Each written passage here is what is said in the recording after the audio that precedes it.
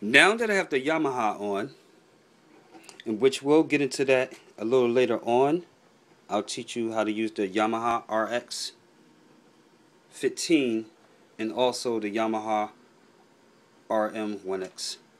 But for starters, you turn it on, which preferably you leave it off first, which would be the smart thing to do.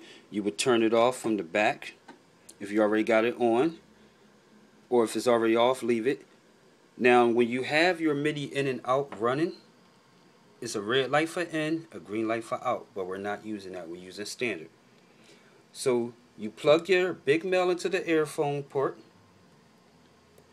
you turn the machine on, and I have my cord running through the back. I try to keep my area, regardless how my equipment is, I try to keep my area like pretty neat and clean.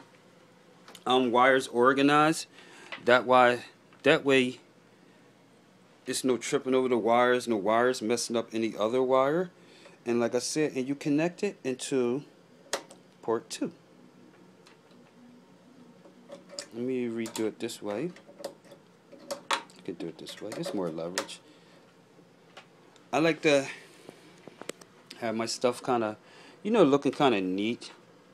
Not too trashy and wires everywhere, because it makes it looks pretty bad. Especially for a studio setup. Even if you got good equipment, like, try to keep it neat, because just the wiring make it bad. And then when you got a lot of wiring everywhere, people can easily step over it, trip over it, fall on it.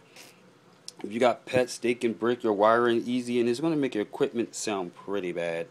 Now, I have Fruity Loops on track 1, and I have the Beat Machine on track 2.